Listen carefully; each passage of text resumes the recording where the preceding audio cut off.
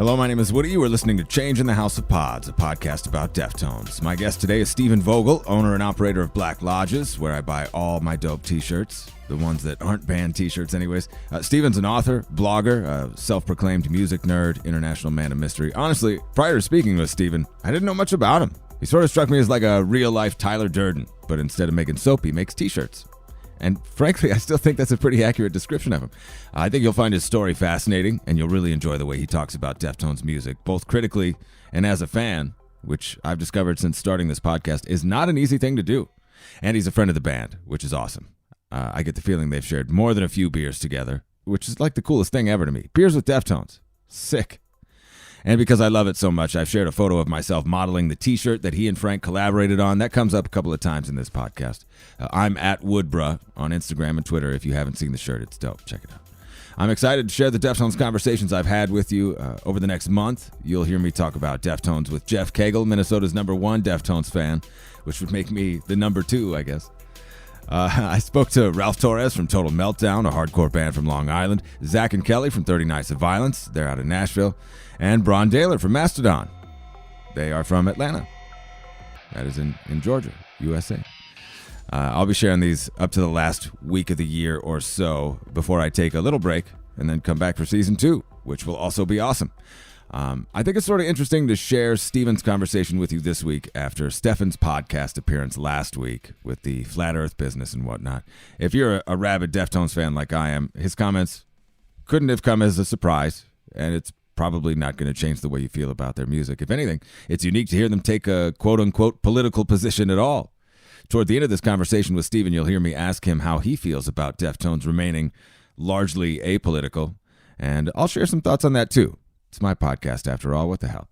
This is my conversation with Stephen Vogel. All right. Stephen, how are you? I'm good, man. I'm totally new to Zoom, I gotta say. Like, I've only used it like 2 or 3 times before, so I'm like, fucking 21st century technology, you know what I mean? You're doing great so far. You're doing great. What's going on over there, man? I'm just trying to get a Deftones podcast rolling. Obviously, I want to hear about your history of the band. Like, I want to hear how you got into Deftones. But can you, since we've never met before, we've never spoken before, can you tell me a little bit about yourself, just and Black Lodges in particular? Yeah, sure. I'm 41 years old. I've got a 12-year-old boy. I've been living in Germany for, I think, like 16 years now, I guess. It's been a while. 15, 16 years, yeah, something like that. I'm originally from England, from London, but sort of lived all over the place. Parents moved around a lot. And I've been here for the longest, I guess, now. And Black Lodges, that's a fun little thing. It's been going on for, I think I started in like 2005, 2006. And it originally started as a blog where Frank was part of it. That's how far back we go in that sense. It was kind of like an antithesis to Hypebeast at the time. Hypebeast had just started, and I was one of the first people that was involved in that site.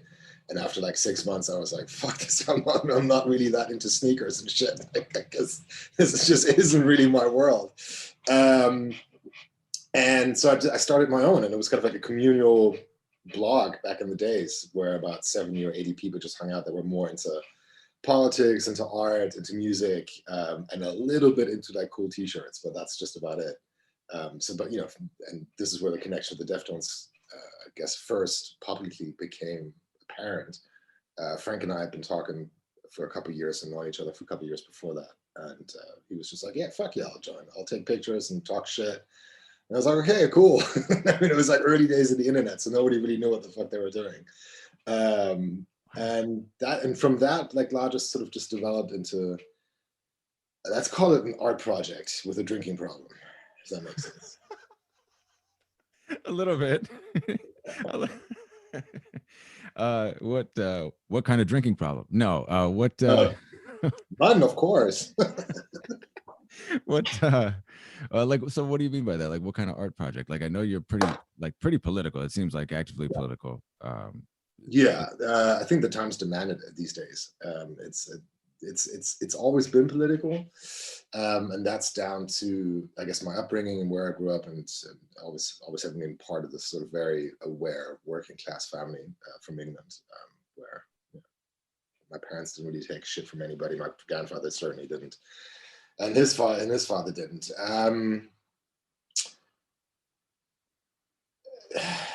It's hard to put a finger on it. It goes from being like we're all essentially just music nerds. That's really what it comes from. We're just total music nerds, and out of that comes a lot of politics. It doesn't matter if it's punk or if it's metal or if it's hardcore. It doesn't really matter. It's always been a political scene, and that's very much at the core of what I do and how. I mean, where I draw inspiration from as an artist. I do illustrations and I do a lot of political propaganda, put it this way. I always have done. There's always been a lot of writing. I've written like 6 books now that've gone from art to politics to this, that, and the other. I'm doing my PhD in politics right now. It's always been sort of this weird, and all that flows into Black Lodges, and that's for the last 5 or 6 years always has been transported into T-shirts, posters, art shows, that kind of stuff.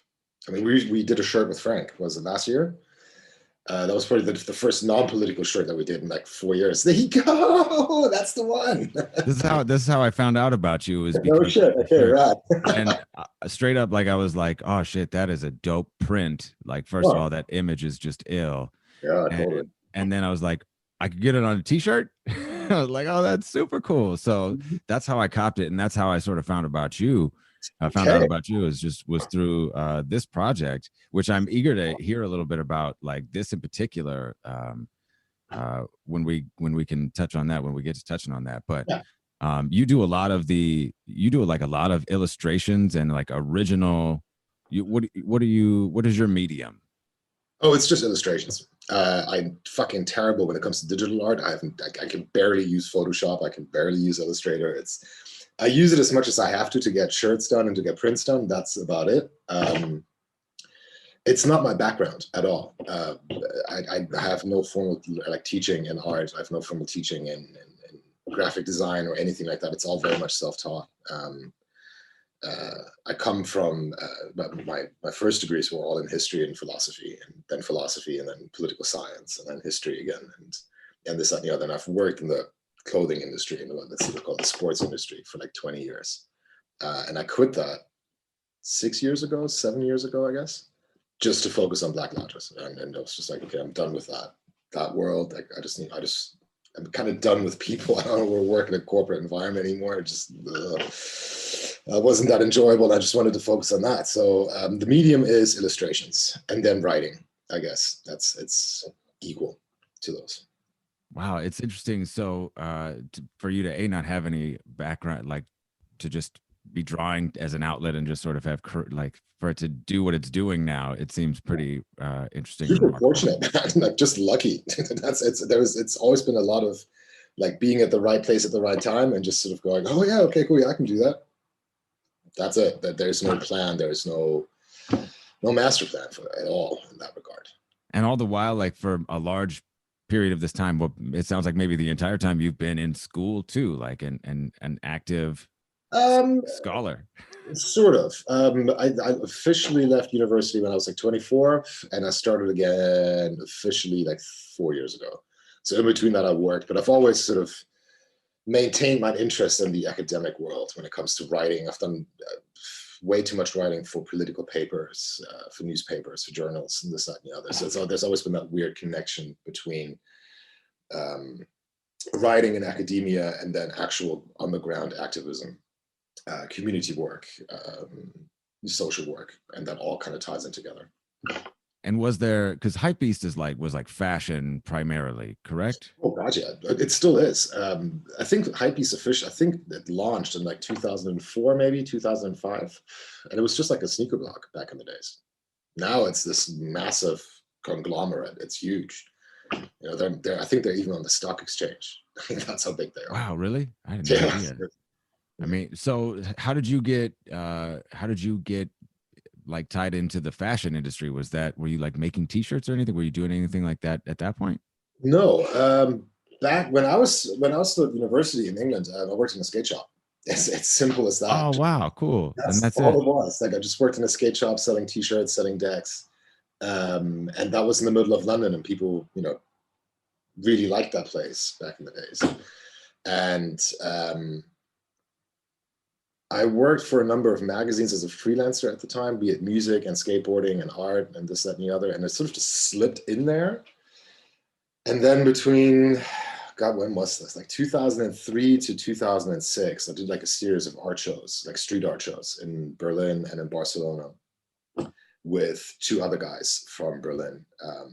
And they became like ridiculously popular for whatever reason. I think, again, just right place, right time. It wasn't even the quality of the work that we were doing as curators. It was just right place, right time. And from that, I wrote my first book on streetwear, which came out in like 2005, 2006, something like that. And that exploded. And that was an entryway for me to do basically sort of, I worked for Burton for, I think, like 6 years as their collab guy. Like I was the dude that hooked up all the collabs, all the art collabs. Wow, that's dope. Which was, it was awesome. Don't get me wrong. It was again, right place, right time. Like it was before the first financial crisis. Like there was a shitload of money floating around. Burton was just making that transition from a purely snowboarding company to more of a urban streetwear thing, whatever. And I was just there, and I was like, yeah, sure, I know that guy. We can do a collab with them. We can do a collab with them. And Burton were like, awesome, cool. Well, here's your paycheck, and you go and do your thing. I'm like, okay, cool. I mean, I was like, what, 25 at the time, 27, something like that. Like I had no idea what I was doing. That's so sick, though. It sounds like you've never had like a job interview before. You know what I mean? Like that's so cool. I think I had a job interview when I applied for a job at Pizza Hut when I was like 18. That's it. That is like maybe the coolest like way to define one's life in like the simplest and plainest, like mundane terms. Like I've never had a job interview before. Like that's fucking rad. That's so cool. Yeah, and I can't emphasize this enough. I've been sure there were times when money was tight and things weren't working that well, and this and that. There always is. As a freelancer, shit always goes up and down like this. It's just how that is. But generally speaking, always had a shit ton of luck. Kind of just made it happen, and I had really good people looking after me as well. And that's one aspect that that's really important to always state. There's always been people who have like real jobs in the industry, and they're like, oh, okay, hey, I heard you haven't got any work going on right now. Hey, do this for us. And I'm like, okay, great. And that's that. That's super rad. Wow, that's really cool. And that definitely that speaks to me, and just pursuing your passions. Like it's if you just keep doing what you want to do and doing the things that you feel passionate about, like that's a testament to how things can can come together. It's really cool. So all right, now let's talk about when you got into Deftones. I knew that question was going to come, and I've been thinking about it all day, and I'm like, I can't give you like a definite answer, say that was the day, that was the moment. It wasn't with I didn't clock their first record when it first came out in Europe. It just wasn't on my radar at all. It was definitely with Around the Fur when that came out. That exploded into my music world, and I was just like, fuck yeah, this is great. I've not heard anything like this before. It's I was very fortunate that my father was and still is a huge music fan, and he had an incredible record collection from the late 60s to the early 80s, I guess. Massive thing. Like we're talking like 3,000 vinyls. Oh wow. And yeah, a lot of first pressing, and he was just always a big sort of metalhead, stoner rock dude. And he was just like, yeah, this is what I listen to. So you're going to listen to this as a kid. And I have very early childhood memories of being like 5 or 6 years old and just like blasting through records. And I remember turning 9 years old, and my dad bought me an amplifier and a CD player, and he gave me the first 4 Sabbath albums. It's like, this is it. That's the cool thing. Right. And I was 9 years old, and I was like, okay, Dad, cool, right on. And that was my musical upbringing. So music's always been a huge part of this thing. Like, I mean, I used to wash his car every week, every Saturday, religiously. And he would give me like 20 Deutschmarks at the time, which is like $20, and a CD back in the days would cost like 25 Deutschmarks. $25 US at the time. And I would buy a new CD every week, go to the record store and be like, okay, cool. So I had this weird like motivation from my dad. It's like, hey, start getting into tunes. I'm like, okay, I did. And then, he made me work and I got money and then went to the record store. And again, very fortunate that the people who worked there just knew there were metalheads. There were genuine, awesome metalheads. And it's like, okay, you got to listen to this. You got to listen to this. You got to listen to this. I'm like, okay, cool. And that's just progressed from that.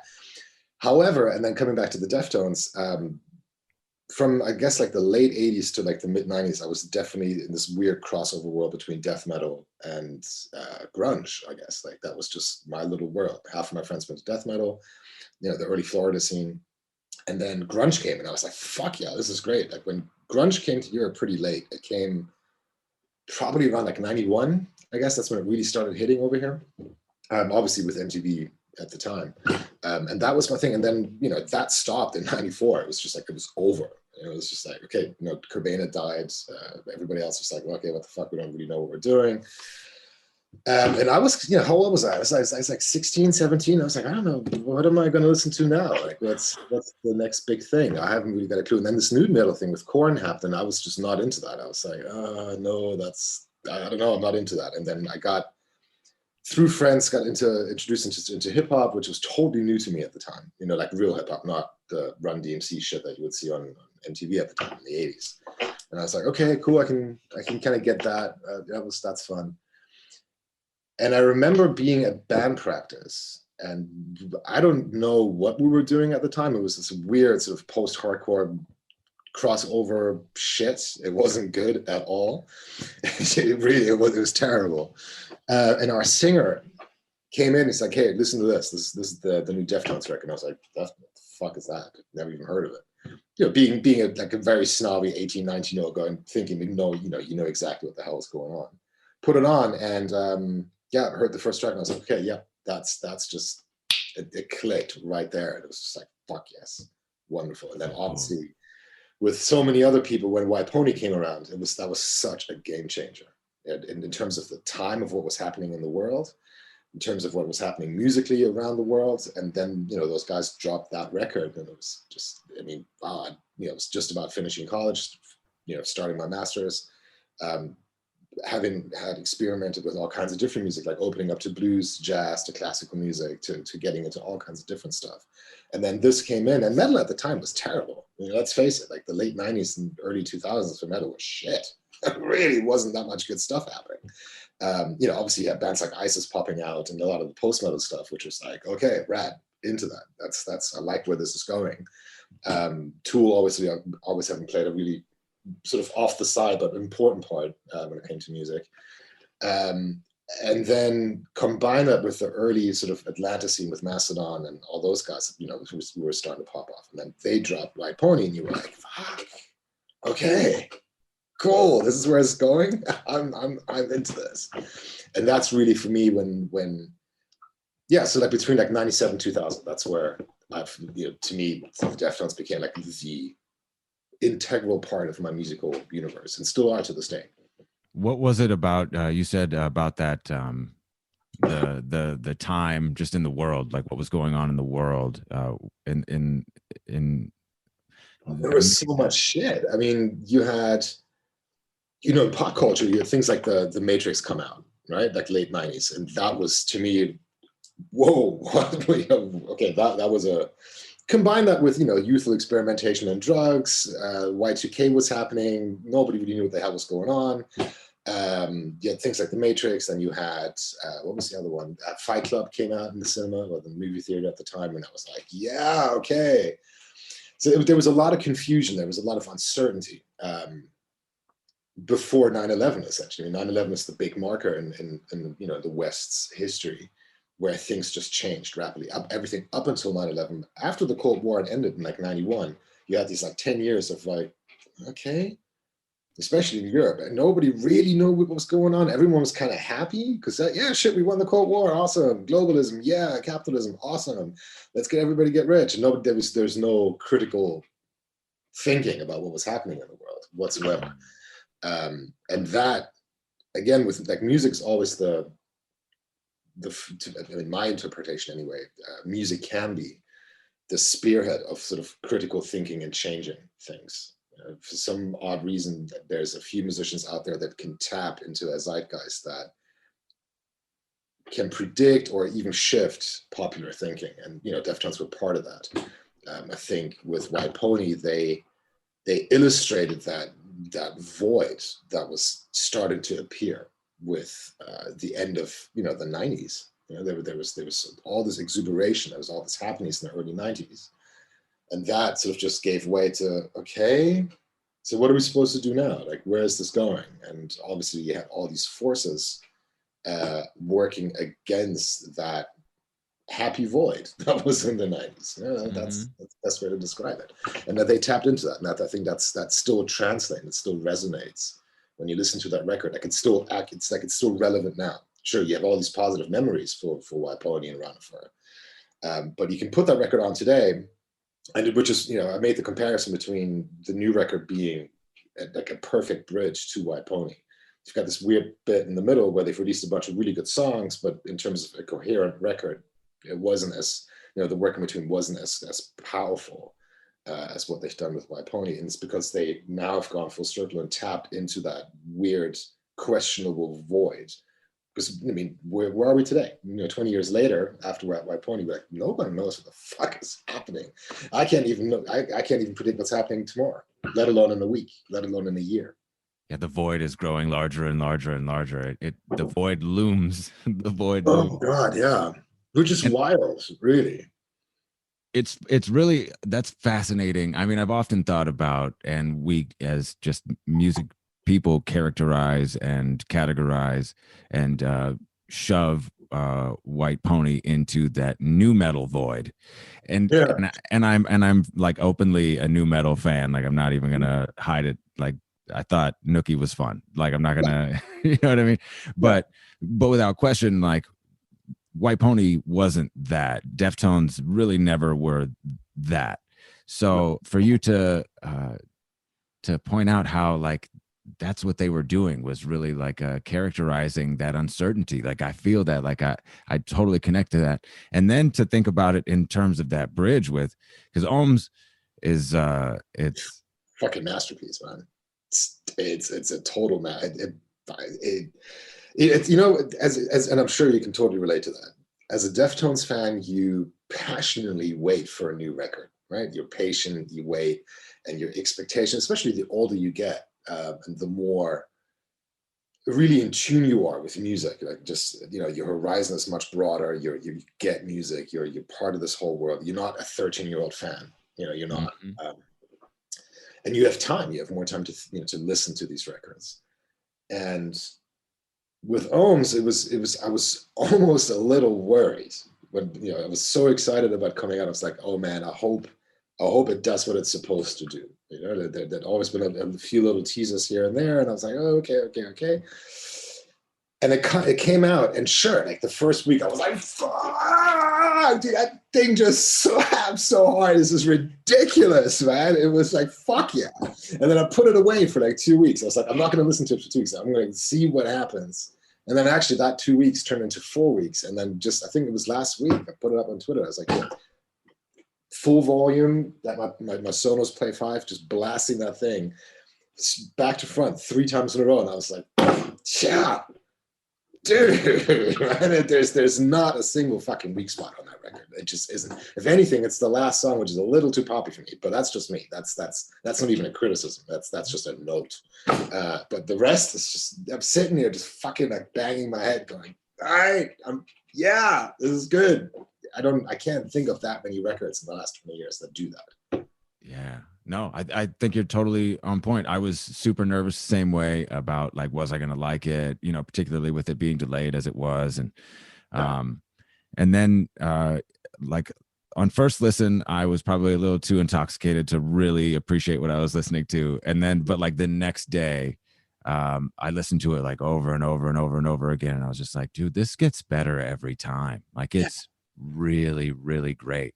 And that was surprising, I guess, to the extent that, like, I don't know, just how much I would love it right away. Maybe, I don't know what surprised me about it. It just felt so complete and like fully realized, Yeah. fully. And I think, and obviously as like super nerd fans, and that's what I consider myself to be. I always question if I read too much into it. Maybe the dudes just had a really good time fucking making that record. Totally. That might just be it. Just might be that shallow. Totally.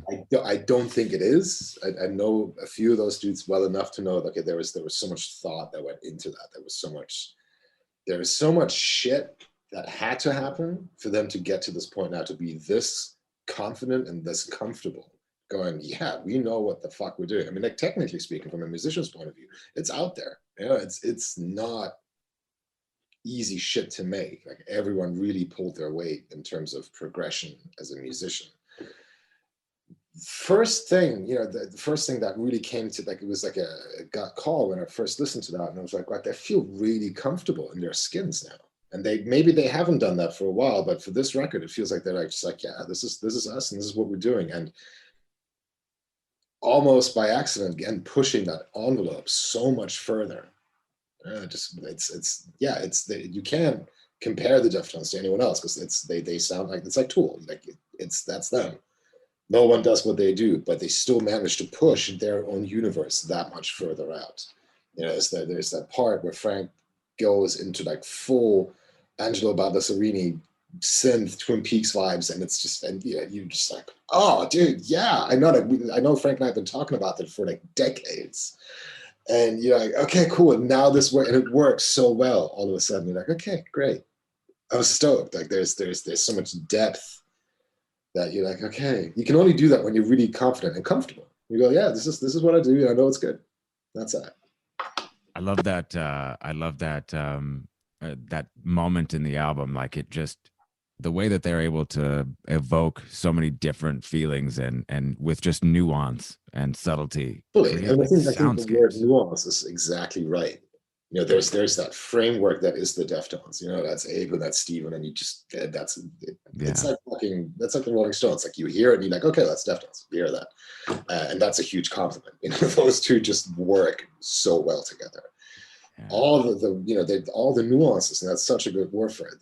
That is what makes them who they are. And there's so many of them there. And it's, again, as a musician, I've always felt doing less is doing more. It's like Dieter Rams in design. It's like less is more. It's like there's no sense of urgency. It's like, look, this is all the shit that we have, and this is all we can do. Listen to all this. It's like, no, scale that back. Let's concentrate on what the actual core issue or the core feeling is here, and transport that into music. And they've done that so fucking well in this record. Like, it's astonishing. It's really astonishing. How did you move along through the rest of those albums?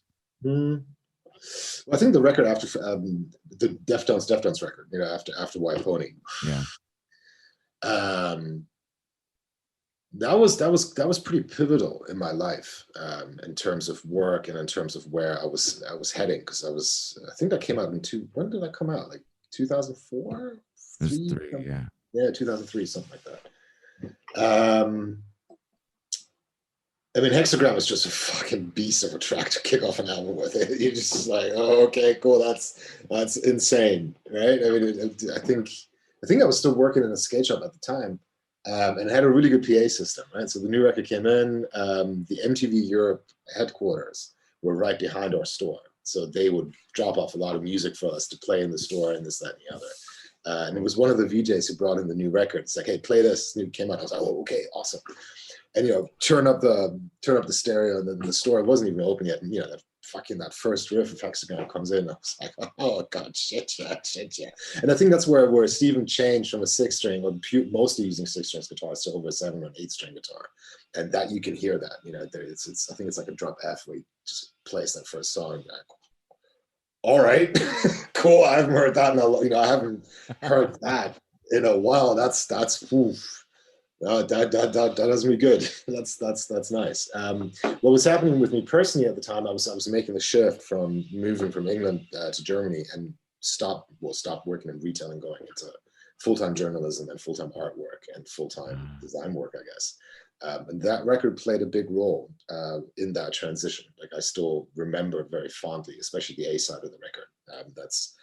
you know, and what's there's a Moana, not Moana, Minerva. Mhm. That song is, I mean, that's heavenly. That's I still listen to that today. Like, it's one of those weird things. When I draw, I have to listen to music, but I only listen to three bands when I draw. Always have them. It's always the Deftones, it's Isis, and Mastodon. It's those three bands. It's the only three bands that I can listen to when I draw, and it really depends on what I listen to, what happens with the artwork. It's really, and that's always. And I think then yeah, it must have been like around 2003, 2004 is when I started having an interest again in drawing.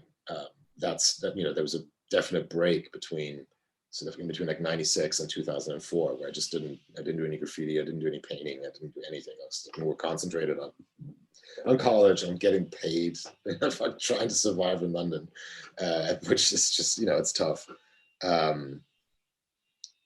And yeah, that record marked me. Well, not marked, but it accompanied me in that process of like, all right, cool. Let's focus more on artwork and figure that out. And that it's that record definitely stuck in there. And then the one after that, I lost interest. I must admit. Mhm. I don't even remember what it was called. I think it was Saturday Night Wrist. Yeah, that's the one. Yeah, just didn't do anything for me. But not because the record wasn't as good as I thought it was. It was just at the time I was so interested. It was more focused on other stuff, work mostly, Sure. and it just didn't play that big of a part in my work life. And then was it? I keep mixing those two up. The one with the owl. It's Yeah, not that was called it was Saturday Night Wrist, and then Diamond Eyes. Diamond And Eyes. They call it. That's yeah, the one. Diamond That's it. Eyes. Diamond Eyes. That's when that was a big one. Mm. Only because I remember it coming out and the dudes were I think it come out and they were here. They were in Europe just very soon after it came out. And we've always been very fortunate that when they come to Hamburg, they've always had a day off. So I get to hang out with them for like a day and a half and go, right, okay. And I vividly remember walking down the Reeperbahn, listening to the record literally for the first time on my way to meet those guys to go drinking. And it's just like, okay, we're again in a whole new headspace in terms of music and in terms of where this is going. And I remember walking into the pub and running into Abe and just big old eyes showing, dude, wow, you really knocked it out of the fucking ballpark again. He's just like, yeah, man, cool, good to see you. You want to get a drink? I'm like, yeah, sure. It's just, what the fuck? It was again such and also at the time I think it must have been like 2006, 2007 or something like that. Again, that's where the illustration work had gone from strictly for clients to no, I'm just going to focus on my own stuff. Like I'm just going to focus on what I actually want to do. And sort of really having the guts to go, okay, let's not do client work anymore. Let's do just Black Lodges. Let's just focus on that. And sort of deciding to take that plunge and go, okay, I'm just going to work for myself now. I'm not going to work for anybody else. And that was again that record marked, ironically, not on purpose, but it just had come out. I was like, okay, cool, this all works, and it just cemented itself as part of my creative process. It always has, and it's the same with Isis and with Mastodon. Those three bands have always been like, okay, cool. Like when I need to be creative, that's what's playing.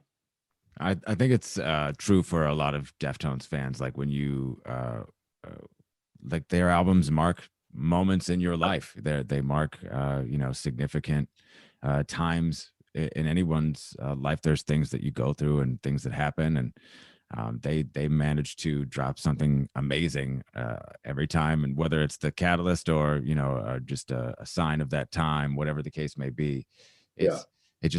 I think that maybe that's something to do with the connection. Maybe that they're the soundtrack for that moment in your life, whatever the case may be. It's like all too often. Maybe because I'm just a Deftones nerd, like that they're putting out something that's like monumental as I'm going through some sort of monumental shift or whatever in time. Yeah, no, there's definitely that. I think again, like I don't want to read too much into it, all of it, but I do, and I don't. there's always going to be that personal connection that you have with any record that's important to you, you know. And if you are committed to a band, like we obviously both are to the Deftones, like they will, you know, you can almost make whatever events happen shift around that record release or that record. No doubt, no You doubt. can do that. What I think, and what I would like to believe is what those guys can do is they manage to tap into not just their own universe in terms of their emotional landscapes, but they tap into a lot of people's emotional landscapes, and they transport that really well into music. And the fact that it's metal, the fact that it's heavy and it's not pop music, it means that, and this is, you know, this, I think I speak for a lot of metal fans when I say this, is that when you're a metal fan, you have a tendency to really, you dissect the music, you listen to it, and it's, you know, whenever I play metal around friends of mine who aren't metal, it's like, fuck, dude, like, how can you listen to this shit all day long? Like, how does this doesn't this just drive you crazy? I'm like, no, it's really soothing for me. Like, it can be the most aggressive, most brutal shit. And you're like, no, this just calms me the fuck down because it engages me mentally, it engages me emotionally.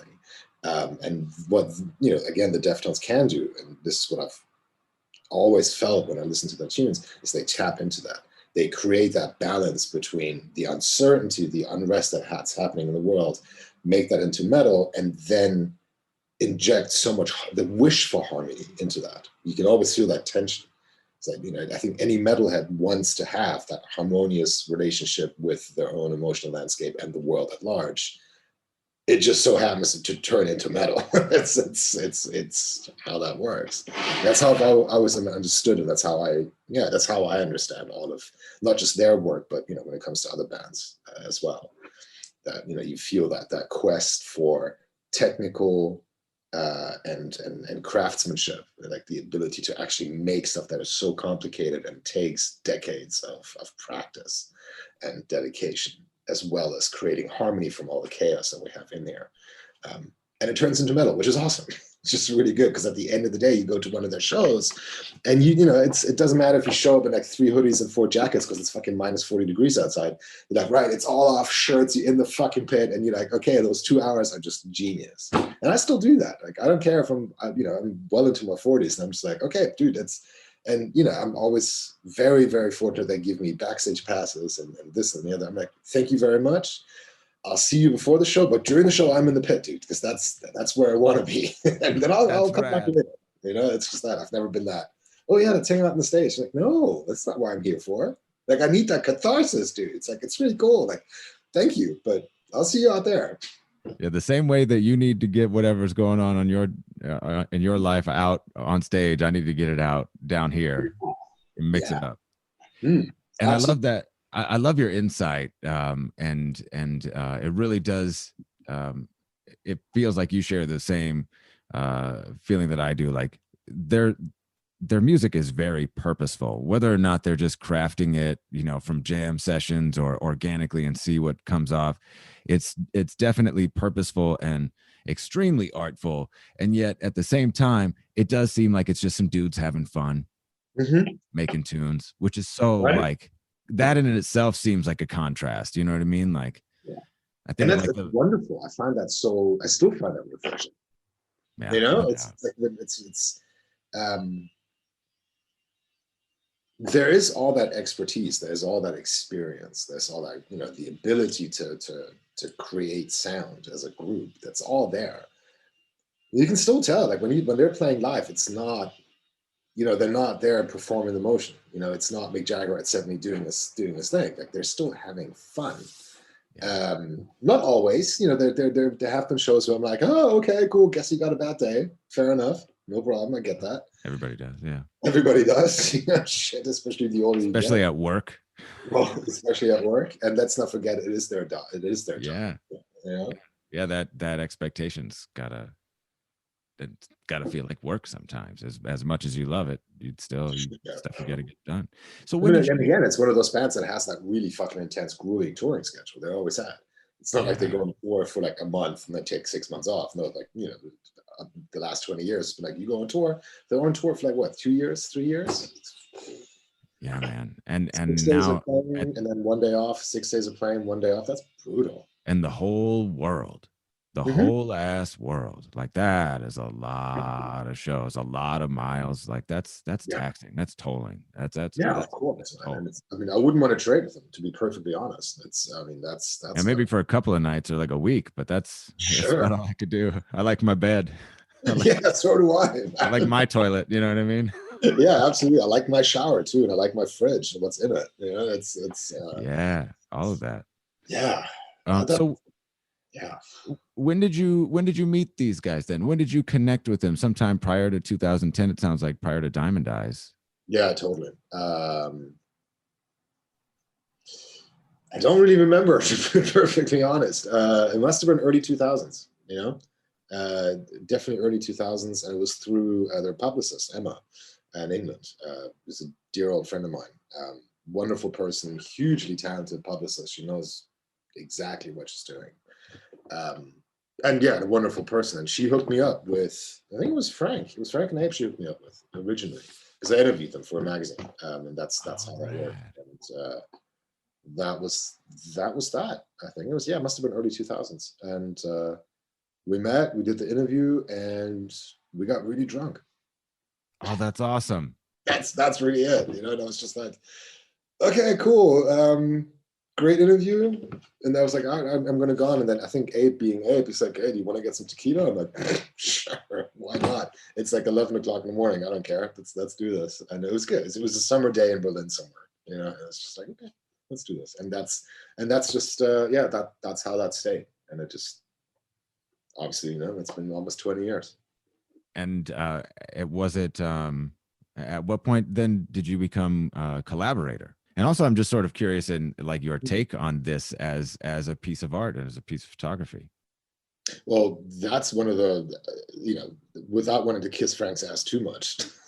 and he deserves some ass kissing occasionally, but No, you can take a shit on it if you want to. Just no, because no, you I don't, not at all. I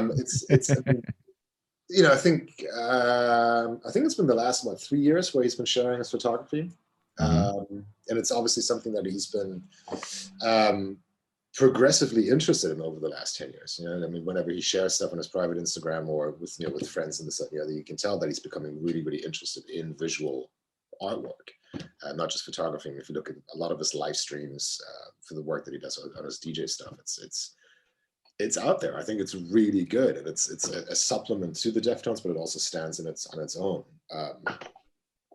And we had talked about doing a shirt together for decades, forever, and it just never materialized. Cool. There's when you work with someone as big and as impactful as the Deftones, it no longer is a question. It's like, hey, we should do this and let's do it. There's so many other layers involved around the band, that I've mostly felt it too much to be a pain in the ass to deal with management, to deal with all of this stuff, to go, it's like, I've never been in that headspace where I'm like, oh, okay, I know someone famous that's used that for my own good. Like, that just feels really fucking wrong to me. And I'm just like, yeah, I respect those guys as human beings, and I enjoy their friendship, and that's that. But with Frank and I, especially Frank and I, have been talking about it for a long, long time, and it just never really materialized. It never really worked, and that was fine. And then when he started sharing his photography, I was at that point where I was like, oh, I know a few other photography fans in New York and in Japan. I was like, I'd really like to put some of this photography work on shirts. Like, is that even possible from a screen printing perspective? And I worked with a really fucking talented screen printer in Berlin that does all of my shirts. And I asked him, I was like, hey, can you do this? Like, because we obviously can do this as a digital print, which I was like, I just don't like that. The quality's always shit. It's, it just doesn't feel right for a screen printer. He's like, yeah, it's doable. It's not going to be easy. And he's like, if it's a black and white picture, we can probably, use 4 to 5 inks and get the depth of the photography onto a shirt, but no guarantees. And I was like, oh, okay, cool.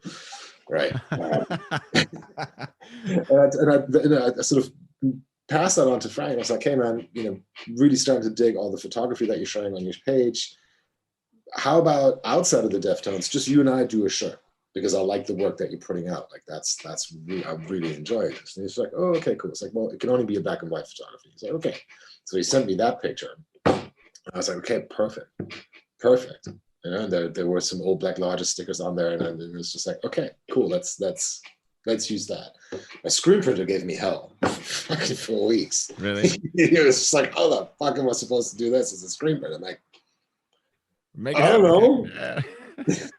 You tell me, man. Like, this is like, I can work on the file as much as I can to make it work. And he pulled, he did a great job. He really did. I mean, it's just getting that.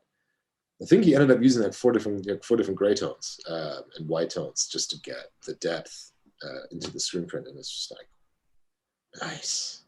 As a Deftones fan, it increases like this awareness of visual artistry that I feel like the band, like with Ohms especially, they've like surpassed anything that they've ever done just visually. The video for the title track was like.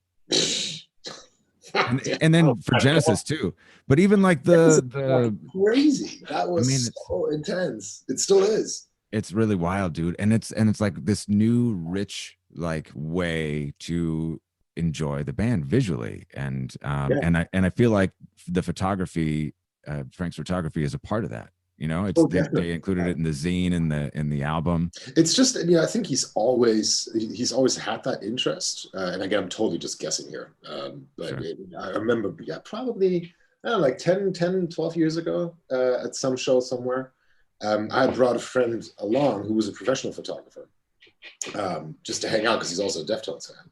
And we were backstage. The show, it was like 2-3 hours before the show. And those two just like disappeared into a corner for 2 hours, nerding out about cameras. And I'm sitting there, I don't know shit about cameras. I'm just like, whatever.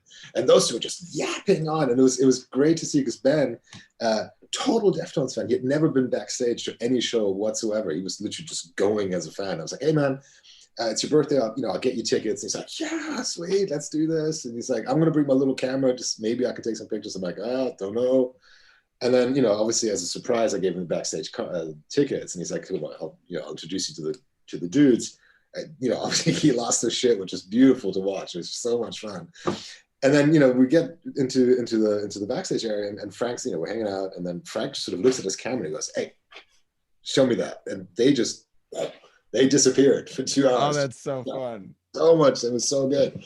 Ben lost his shit. Like, he came home after the show, and, obviously had a few drinks, and he was just like, I can die now. I'm good. I'm fine. But I think that's when I first started noticing that, Frank took the interest in photography and then visual language much more seriously. And as an artist, you can now see that in Ohms. I mean, granted, it's a band concept, the entire visual language, but and then it's always been a very important part to the band in terms of how the covers are presented, the work that they've done with that. There's a guy in New York, a photographer, Tim Futura's son, that he's quite close with those guys, and his visual input is very important and very good.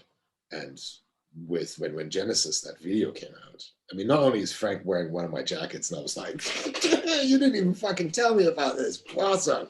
I didn't clock it. I was watching, and then I started getting messages from friends like, hey man, did you give Frank that jacket? Because I want that jacket. And I'm like, no, I never made that jacket. Frank made that jacket himself. He just used patches for me. I'm like, oh fuck, that's in the video. Oh dude, nice. That's so and sick. It was just, I was trying to fucking screenshot it while watching my video, and it just wouldn't work. I was like, oh god damn it. It's like, dude, can you please tell me when you do this stuff so I can get a good visual just for my own sake, so I can show my kid and say, hey look man, your dad's not a total loser. Like, he's he's got like big metal bands that wear shit. And my son's like, well, he's 12, and he's like, whatever dude. Yeah, right.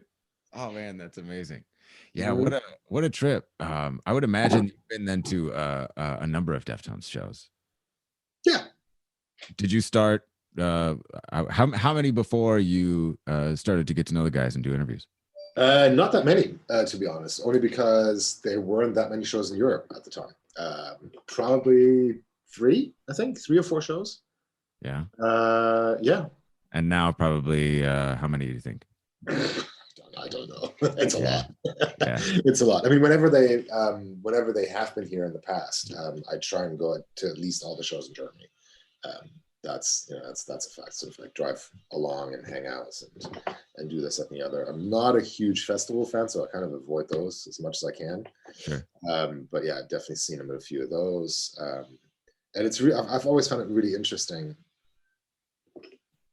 The Deftones are a different band when they're in Europe in comparison to the States, or in comparison. It's a different energy. How so? It's really interesting. It's neither better or worse. It's just different, and you get that with a lot of bands, especially from the US who come to Europe. When you play at home, you play at home, and you know who you're playing to. Essentially, it doesn't matter if if you're from the West Coast. It doesn't really matter if you play in the South or on the East Coast. You know your community. Kind of, there's a cultural understanding of nuances. When you go to Europe as an American band, and vice versa as a European band going to the US, you kind of just, fuck's going on here, man? Like, this is weird. So stranger in a strange land, sort of a thing. Totally, and that has an impact on the dynamics of a live show. It totally does. Occasionally, you get bands from the US that come to Europe and they just go, "Well, it's just money, and let's just get these 90 minutes over and done with, and then move on to the next town." And you can feel that vibe. It's certainly a discussion that we have in our little communities all around Europe. Like, man, it's starting to become too obvious that when foreign bands from different continents come over here, that are just not that interested in fucking doing what they do, and they look at us as just as a money bag. And I know for a fact that a lot of European bands do the same in the States. They go over there like, oh shit, it's one big ass country. You can do 50 shows in 60 days, and right. So there's always that little weird vibe. But on the flip side, on the positive note of that, that you do come to a foreign continent or a foreign country in the sun, and you're excited. It's because it's weird. Nothing really makes sense. You're just like, okay, it doesn't matter how often. I mean, I've been to the States probably well over 100 times now. If I've lived there and I've worked there, and I'm still over there. I'm going, I don't really get what the fuck's going on here. We don't either. No, I know. Dude, I don't even know what's going on in this country half the time either. And it's like, okay, cool, and that makes it exciting. It's like, okay, and that translates into shows. It does. That's cool. I think that the live experience of a Deftones performance is second to none. So it's cool to get that perspective and to think about it in that way. I hadn't before, because so often I just think about my favorite band is the shit because they just go out and they do what they do and it's dope and it's awesome. And but for as much, and I sort of mentioned this before, for as much fun as they have, like, there's still a lot of purpose and there's still some intent, and they want to go out and put on a good show. Like, that's undeniable. And I mean, I've got access to YouTube. I watch shit tons of videos of them from all over the world, and it's always like, from deep down inside your gut, and it's sick. It's different, right? I think what I find really singularly almost with the Deftones is that my life experience with them it's never been, oh, let's put on a good show. It's not a spectacle. It's not, it's not a huge light show. It's not, it's not the Kiss Overkill thing of like a theater performance. It's not that. It's a band. And, at the end of the day, it's a fucking metal band that goes out and plays and delivers each and every time. And that's, and obviously with, over the last 20 years, the last 25 years, sure, they've added elements of stagecraft and this, that, and the other to it. And that's great. And no complaints about that whatsoever. But when you go to a Deftones, I go to a Deftones show, I know I'm getting a good metal show. And that's great. It's loud, it's sweaty, it's fun, it's angry, it's fucking like, it's joy. It's all of that. And I love that about them. That's, they're not, I mean, I'm not going to call out anybody else, but there are bands that over time they've just turned, it's like fucking going to an Iron Maiden show back in the 90s. You're like, Jesus, really? Like, if I want to go to the opera, I can. I don't, that's not what I'm here for. They're still doing that, Iron Maiden. They're still doing that. Yeah, they still are.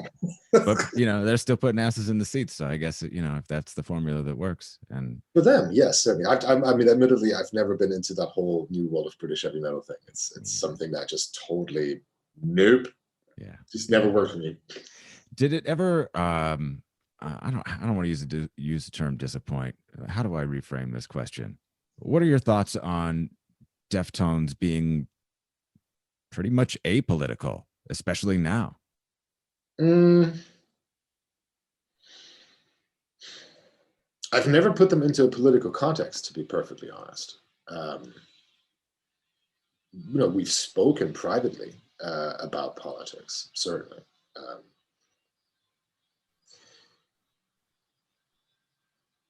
I don't think I've ever. It's a good question. It's a really good question. What are my thoughts about it? I can't give an objective answer on that one, only because I know what, on a personal level, they're thinking. The reason why they don't include that into their, artwork, that's their own choice to do so. Would it make a massive difference if they did? Possibly. I think they have a big enough impact, that's for sure, to share what they do. I know how they feel about a lot of the stuff that we talk about, and I think our opinions are relatively equal in that sense. There's that. I don't presume to put my own wishes into them in that regard.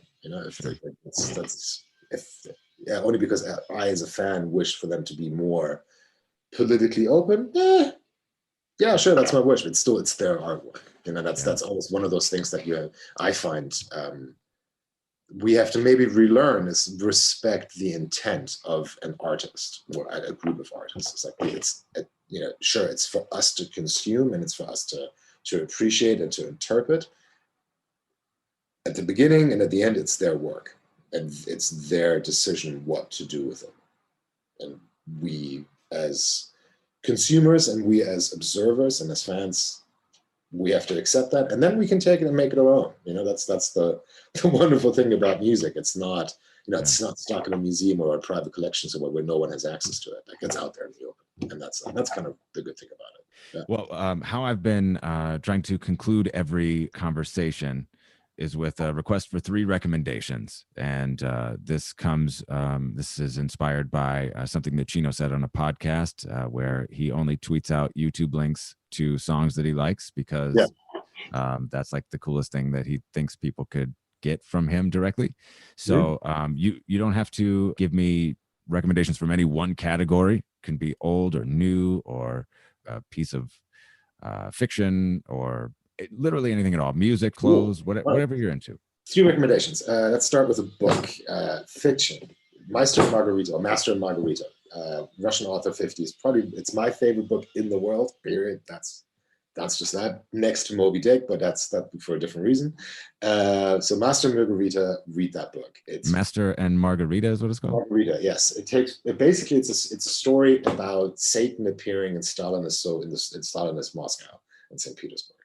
And the havoc that Satan reaps in a total totalitarian communist regime. Genius. That's cool. Fucking amazing. Music. I put out like weekly playlists and have done for years, and sort of made a point of doing these. They're usually like 3-4 hours long, and I make a point of not putting any metal into them. So it's like everything but metal. Cool. So that's always been fun. And there's, I think, the last one. All right, okay. So music, I think outside of metal, one of my favorite bands is Morphine, right? Okay. I'm not sure if anybody heard them. Listen to the Morphine period, by all means. But there's a song called Beau's Veranda. Wonderful piece of music. And here's a question for everybody who's listening and watching this. There's a song by Morphine called Rope on Fire, which they've not put on Spotify for whatever stupid fucking reason. You can only get it on YouTube. If anyone can find that track and digitalize it so I can listen to it, stream it, please make that happen, man. Make that happen. I feel the same way about the Boys Republic. Somebody please put the Hawaiian version, the live in Hawaii, that acoustic performance. Right. I mean, put the Boys Republic on Spotify, first of all, Please. number one. But if you could put that version too, I would really like that. Yes. Same, man. Same. That would be really good. Why isn't the Boys Republic streaming? Crazy. Yeah, totally. Yeah. Hey, if you guys listening, do that. That's important. And third recommendation: talk to your neighbor. Hang out in your neighborhood. Talk to your neighbors. Make sure everybody's doing okay. I think it's one of the greatest acts of political revolutions. It's not only starting that in your own head, but talk to your neighbors. See what they're thinking. See what they're doing. See where they need help, and make that happen. That's cool. Removing online groupings back into the real world. There's something different about face-to-face. And just see what the guy across the street needs, if he needs anything at all, or organize meetings in your neighborhood. That's something we've been planning for a while, but obviously with Corona happening, it's been a bit difficult. But like setting out dinner tables outside your house and inviting the neighborhood over and just getting to know your neighborhood, build bonds, that kind of thing. It's a really good thing. Stephen Vogel's cool as shit, man. Thank you, Stephen. I really appreciate you kicking it with me for an hour talking Deftones. If you haven't checked out Black Lodges, do that right away. Subscribe to his newsletter. It's good shit. So I've been thinking about this question, should I care that Deftones aren't political? Well, there's no way I could ever suggest they shut up and dribble. I don't want to live in a world where they can't say whatever they want, but I do think it's to our benefit when they aren't political. It's a privilege, really. It's a great escape to go to a place that's emotionally charged but politically sterile. And I think it can be unifying. When you don't know what a song's about, its meaning becomes your own, like Stephen was saying. So no matter who you are or what side of the aisle you sit on, you can connect to a song, and through that song, connect to other people who love it, like you do. It's what's at the heart of this podcast, really. And when Steph shared his truth, it sounds like it upset some people. It made me cringe a little, but I don't think he's out to hurt anyone by speaking his mind. Honestly, I'd love to roll up with him and hear more of what he has to say. It sounds like some wild shit. If anything, the backlash is more reflective of how polarized we've become and our tendency to clutch our pearls and villainize people with different opinions. And if it's true, as Steven suggested, that the political beliefs within the band are more left-leaning, then there's probably quite a bit of disagreement within Deftones regarding Steph's podcast appearance. And a lot of other things. Well-documented disagreements. And they thrive on it. They've always thrived on conflict. There's probably something to be learned there, but I don't think I'm going to figure it out. Not in this episode, at least. My name is Woody. Thank you for listening to Deftones, and thank you for listening to Change in the House of Pods.